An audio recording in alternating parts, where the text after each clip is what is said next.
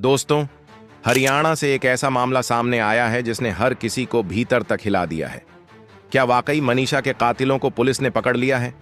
क्या अब उन दरिंदों को फांसी की सजा देने की तैयारी हो रही है? क्या अब मासूम बेटी मनीषा को इंसाफ मिलने वाला है? जी हां, मनीषा के कातिल आज पुलिस की गिरफ्त में हैं और यह दावा कोई साधारण इंसान नहीं बल्कि एक बड़े अधिकारी ने किया है। मनीषा के कातिलों की गिरफ्तारी पर उन्होंने ऐसी चौंकाने वाली बातें कहीं जिसने पूरे हरियाणा को हिला डाला है। हरियाणा की मासूम बेटी मनीषा के केस को दबाने की कोशिशें भी लगातार जारी हैं ताकि असली अपराधियों का चेहरा जनता के सामने ना आ पाए। यही कारण है कि इंसानियत के नाते हम सबका फर्ज है कि इस घटना पर आवाज उठाएं, क्योंकि जब तक सच सामने नहीं आएगा तब तक मनीषा को इंसाफ नहीं मिल पाएगा। लेकिन सवाल यह है, क्या मनीषा के गुनहगार सच में गिरफ्तार हो चुके हैं? यह जानने से पहले आप सबसे फोल्डेड हैंड्स निवेदन है कि इस वीडियो को अंत तक जरूर देखें।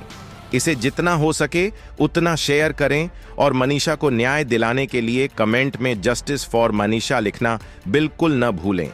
अब इस पूरे मामले की गहराई में जाकर हम हर सच को उजागर करेंगे, शुरू से लेकर अब तक की हर कड़ी को जोड़ेंगे ताकि सच पूरी तरह सामने आ सके और मासूम बेटी मनीषा को न्याय मिल सके। हरियाणा के भिवानी की एक गरीब परिवार की बेटी मनीषा, उम्र महज 19 साल, प्ले स्कूल में टीचर थी और उसका सपना था नर्सिंग ऑफिसर बनने का।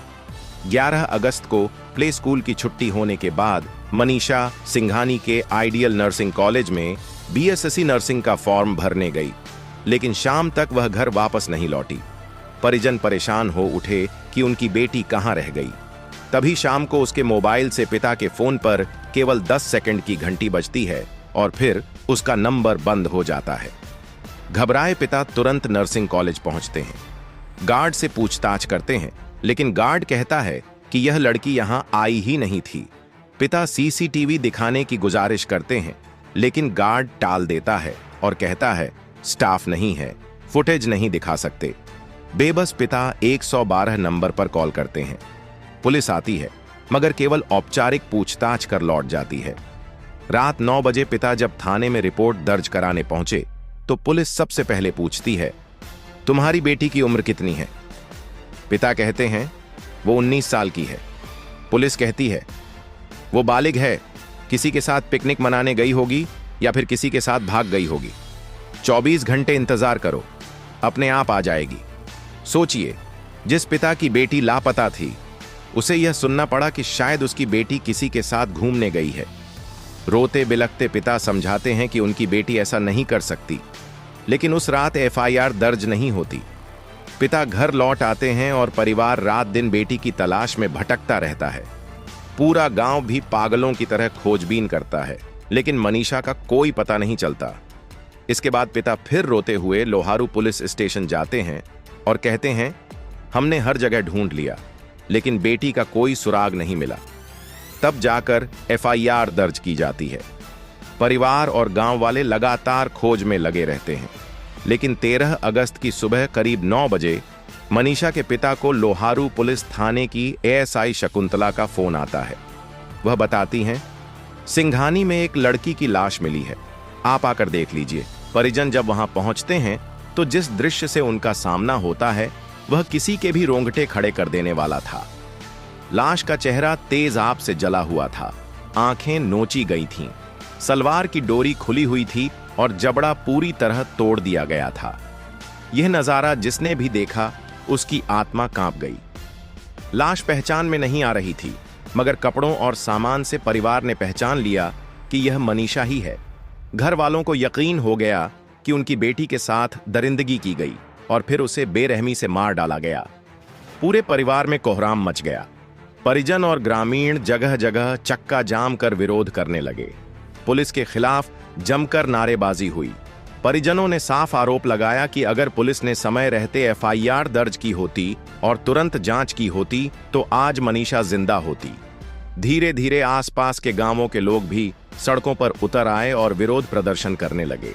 परिजनों का कहना था कि मनीषा के साथ दुष्कर्म कर उसकी निर्मम हत्या की गई है। उसके कई बॉडी पार्ट गायब हैं और चेहरा तेजाब से जलाया गया है। वे दोषियों को फांसी की सजा की मांग करने लगे। मामला बढ़ता गया तो पूरा प्रशासन हरकत में आया। लोहारू के एसडीएम और डिप्टी कमिश्नर मौके पर पहुंचे और परिजनों को आश्वासन दिया कि 24 घंटे के अंदर अपराधियों को गिरफ्तार कर लिया जाएगा। लेकिन परिवार अड़ गया कि जब तक दोषियों की गिरफ्तारी नहीं होगी तब तक अंतिम संस्कार नहीं करेंगे। लाश को पोस्टमार्टम के लिए भेज दिया गया। भिवानी के सिविल हॉस्पिटल में पोस्टमार्टम हुआ, लेकिन जब रिपोर्ट आई तो परिवार को यकीन ही नहीं हुआ। पोस्टमार्टम रिपोर्ट में साफ लिखा गया था, गला रेतकर हत्या की गई, मृतका की सलवार फटी हुई और नाड़ा खुला मिला, कपड़ों पर संघर्ष के निशान थे, अंडरवियर पर मल के धब्बे पाए गए। मगर आगे रिपोर्ट में यह भी दर्ज किया गया कि मृतका के कपड़ों और निजी अंगों से लिए गए नमूनों में सीमन नहीं मिला, इसलिए रेप की पुष्टि नहीं हो सकी। अब सोचने वाली बात है कि एक तरफ रिपोर्ट बताती है कि कपड़े फटे थे, संघर्ष के निशान थे, अंडरवियर तक गंदगी से भरा था। ये सभी तथ्य स्पष्ट करते हैं कि उसके साथ जबरदस्ती हुई थी, लेकिन फिर भी यह लिख दिया गया कि रेप की पुष्टि नहीं हो सकती, जबकि सुप्रीम कोर्ट ने कई मामलों में कहा है कि शरीर से सीमन का न मिलना यह साबित नहीं करता कि रेप नहीं हुआ। सीमन कई वजहों से शरीर से नहीं मिल पाता, जैसे कपड़े बदल दिए जाना, धो दिए जाना, समय बीत जाना या अपराधियों द्वारा सबूत मिटाना। कानून और न्यायालय की दृष्टि में केवल सीमन न मिलने का मतलब यह नहीं होता कि रेप नहीं हुआ। कपड़ों की हालत, संघर्ष के निशान और परिस्थितिजन्य साक्ष्य उतने ही अहम सबूत होते हैं। यही नहीं, रिपोर्ट में आगे यह भी दर्ज किया गया था, पोस्टमार्टम रिपोर्ट में दर्ज था कि मृतका के दोनों घुटनों पर चोट के निशान पाए गए, लेकिन वहां न तो सलवार फटी हुई थी और न ही खरोंच या रगड़ का कोई निशान मिला। इसका साफ संकेत यह था कि लड़की के साथ गलत काम करने के बाद उसे सलवार दोबारा पहनाई गई थी। नाक और आंख की संरचना पूरी तरह से नष्ट थी और आंखें भी गायब थीं। बच्चेदानी आंशिक रूप से बाहर निकली हुई थी। दोनों आंखों व कॉर्निया का हिस्सा पूरी तरह से गायब था। सबसे गहरा घाव उसकी गर्दन के सामने और दोनों तरफ पाया गया, जिसका आकार लगभग 29.5 सेंटीमीटर गुणा 16 सेंटीमीटर था। रिपोर्ट में यह भी लिखा गया कि मनीषा की बॉडी को जानवरों ने नोचा है, लेकिन परिवार का कहना था कि लाश के पास किसी भी जानवर के पैरों के निशान नहीं थे। अगर वास्तव में जानवरों ने शव को नोचा होता तो आसपास खून या मांस के टुकड़े बिखरे मिलते, लेकिन वहां ऐसा कुछ नहीं था। उल्टा, लाश के आसपास बियर और शराब की खाली बोतलें और गाड़ी के टायरों के निशान मौजूद थे। इस कारण परिवार ने शव लेने से साफ इनकार कर दिया। धीरे धीरे यह घटना पूरे प्रदेश और फिर देश भर में चर्चा का विषय बन गई। गांव से लेकर शहरों तक आक्रोश फैल गया। लोग सड़कों पर उतर आए। सैकड़ों हजारों लोगों ने मोमबत्तियां जलाकर न्याय की मांग की। बढ़ते विरोध और पुलिस पर लापरवाही के आरोपों के बाद हरियाणा सरकार को कार्रवाई करनी पड़ी। लोहारू थाने के 5 पुलिसकर्मी निलंबित कर दिए गए। साथ ही भिवानी के एएसपी मनबीर सिंह का तबादला कर दिया गया और उनकी जगह आईपीएस सुमित कुमार को नया एएसपी नियुक्त किया गया। हालांकि पुलिस अधिकारियों पर कार्रवाई हुई, लेकिन परिवार संतुष्ट नहीं था। परिजनों ने पहली पोस्टमार्टम रिपोर्ट पर सवाल उठाते हुए दोबारा पोस्टमार्टम की मांग की। बढ़ते दबाव और जनता के गुस्से को देखते हुए मुख्यमंत्री नायाब सिंह सैनी को आदेश देना पड़ा कि मनीषा का दूसरा पोस्टमार्टम कराया जाए। यह पोस्टमार्टम रोहतक पीजीआईएमएस में किया गया। पहली रिपोर्ट में यह साफ लिखा था कि मनीषा की गर्दन पर जो कट का निशान था वह किसी तेजधार हथियार से लगाया गया था, लेकिन दूसरी रिपोर्ट में इसके ठीक उलट कहा गया। वह निशान जानवर द्वारा काटे जाने से बना, यानी एक ही जख्म पर 2 बिल्कुल अलग अलग निष्कर्ष निकाल दिए गए। मौत के कारण पर कोई स्पष्ट निष्कर्ष दूसरी रिपोर्ट में नहीं था। पहली रिपोर्ट कहती थी कि आंखें गायब थीं और बच्चेदानी बाहर थी, जबकि दूसरी रिपोर्ट में दर्ज किया गया कि बच्चेदानी समेत कई आंतरिक अंग गायब थे और आंखें व कॉर्निया पूरी तरह सड़ चुकी थीं। मतलब, पहली रिपोर्ट में आंखों के गायब होने की बात थी, जबकि दूसरी में केवल गलने का जिक्र किया गया।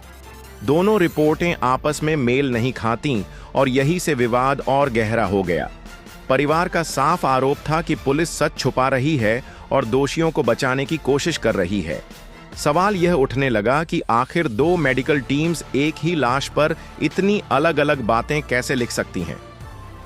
अगले दिन आई विसरा रिपोर्ट में यह कहा गया कि मनीषा ने कीटनाशक पिया था और उसके शरीर में पेस्टिसाइड पाया गया, जिससे उसकी मौत हुई। वही जहर जिसे किसान खेतों में कीड़े मारने के लिए इस्तेमाल करते हैं। एक्सपर्ट्स ने यह भी कहा कि अगर खेत में कीटनाशक डाला गया हो तो वहां के ट्यूबवेल का पानी पीने से भी शरीर में इसका अंश पहुंच सकता है। लेकिन 5 दिन बाद पुलिस ने प्रेस कॉन्फ्रेंस कर दावा किया कि उन्हें मनीषा का एक नोट मिला है। पुलिस के अनुसार मनीषा ने खुद कीटनाशक खाकर जान दी। उसके साथ कोई गलत काम नहीं हुआ। पुलिस ने वह नोट की फोटोकॉपी मीडिया में फैलाई और साथ ही एक दुकान का बिल भी दिखाया जिसमें लिखा था कि मनीषा ने वहीं से कीटनाशक खरीदा और बाकायदा सिग्नेचर भी किया। इन दावों से परिवार का गुस्सा और भड़क उठा, क्योंकि दोनों पोस्टमार्टम रिपोर्ट्स में कहीं भी यह दर्ज नहीं था कि उसने कीटनाशक पिया था, न ही उसके मुंह या शरीर में झाग का कोई निशान था। सबसे बड़ा सवाल यह था कि अगर पुलिस को मनीषा का नोट पहले ही मिल गया था तो परिवार को उसी वक्त इसकी जानकारी क्यों नहीं दी गई। साफ लग रहा था कि पुलिस आरोपियों को बचाने का खेल खेल रही है। परिजनों ने कहा कि पुलिस का यह नोट नकली है, क्योंकि वह केवल फोटोकॉपी था और उसमें अंग्रेजी में लिखा था, जबकि मनीषा का परिवार हिंदी हरियाणवी ही समझता था। सबको पता था कि माता पिता को अंग्रेजी बिल्कुल नहीं आती। अगर सच में उसने कीटनाशक खरीदा था तो उसके पास से बोतल, ढक्कन या रैपर क्यों नहीं मिला। पुलिस बार बार यही कहती रही कि उसने गांव की दुकान से कीटनाशक खरीदा और साइन किया। परिजन लगातार आरोप लगाते रहे कि पुलिस सच दबा रही है और अपराधियों को बचा रही है। उन्होंने साफ ऐलान कर दिया कि जब तक मनीषा का पोस्टमार्टम दिल्ली एम्स में नहीं होगा और केस सीबीआई को नहीं सौंपा जाएगा, वे अंतिम संस्कार नहीं करेंगे। हर तरफ सवाल गूंजने लगे कि पुलिस क्यों बार बार रिपोर्ट्स में विरोधाभास दिखा रही है और आत्महत्या का एंगल लाने की कोशिश कर रही है। जैसे जैसे आंदोलन तेज हुआ, सरकार को दखल देना पड़ा। शव कई दिनों तक रखा रहा और माहौल और तनावपूर्ण होता गया। दबाव बढ़ने पर सरकार को मजबूरन तीसरी बार पोस्टमार्टम दिल्ली एम्स में कराना पड़ा और केस सीबीआई के हवाले किया गया। जब दोनों मांगें पूरी हुईं, तभी 21 अगस्त को मनीषा का अंतिम संस्कार किया गया। गौर करने वाली बात है कि किसी केस में 3 बार पोस्टमार्टम होना बहुत ही असामान्य है। सुशांत सिंह राजपूत केस में भी केवल 2 बार पोस्टमार्टम हुआ था। परिजनों का कहना है कि इस पूरे मामले में नर्सिंग कॉलेज की बड़ी भूमिका है। उनका आरोप है कि कॉलेज के स्टाफ ने ही वारदात की और वही अंग गायब होने के लिए जिम्मेदार हैं। उनका कहना है कि कॉलेज किसी बड़े नेता से जुड़ा है, इसलिए पुलिस उसे बचा रही है। कई एक्सपर्ट्स भी मानते हैं कि अगर केवल दुष्कर्म होता तो शरीर से इस तरह अंग गायब नहीं होते। यही वजह है कि यह केस अब सिर्फ हत्या नहीं बल्कि ऑर्गन ट्रैफिकिंग से भी जुड़ सकता है। पुलिस लगातार जांच में जुटी हुई है और हर दिन कुछ नए खुलासे सामने आ रहे हैं। लेकिन इसी बीच हरियाणा बीजेपी अध्यक्ष ने मीडिया में आकर ऐसा बड़ा बयान दे दिया जिसने सबको चौंका दिया। उन्होंने कहा, आप पता कीजिए, आरोपी पकड़े जा चुके हैं, उनके कागजात और जानकारी सब उपलब्ध है। अब बड़ा सवाल यह उठता है कि अगर हरियाणा अध्यक्ष मोहन लाल बडौली ने साफ कहा कि आरोपी गिरफ्तार हो चुके हैं, तो फिर पुलिस अब तक क्यों चुप है? क्यों अपराधियों को सामने नहीं ला रही? क्यों नहीं बता रही कि कितने लोग थे, हत्या कब और क्यों हुई? क्या कोई ऐसा बड़ा चेहरा है जिसे पुलिस और प्रशासन बचाने की कोशिश कर रहे हैं? पुलिस ने आधिकारिक रूप से कभी नहीं कहा कि कोई आरोपी पकड़ा गया है, लेकिन बडौली दावा कर रहे हैं कि अपराधी गिरफ्तार हो चुके हैं। उनका बयान और पुलिस की चुप्पी एक दूसरे से मेल नहीं खा रहे। अगर सच में आरोपी पकड़े गए हैं तो पुलिस को साफ साफ जनता को जानकारी देनी चाहिए। बडौली के बयान के बाद लोगों के मन में यह सवाल उठ रहा है कि क्या इतना बड़ा नेता बिना आधार के इतना बड़ा दावा कर सकता है या वाकई उसकी बातों में सच्चाई है। फिलहाल अब तक कोई आधिकारिक पुष्टि नहीं है कि अपराधी पकड़े गए हैं या नहीं, लेकिन इस दावे के बाद जनता में सवाल उठ रहे हैं कि मनीषा केस में राजनीति क्यों हो रही है। लोगों की मांग साफ है इस केस में सिर्फ और सिर्फ न्याय होना चाहिए। आपका इस मामले पर क्या कहना है? क्या आपको लगता है कि यह केस कभी सुलझ पाएगा और मनीषा को न्याय मिलेगा? अपनी राय हमें कमेंट में जरूर लिखें।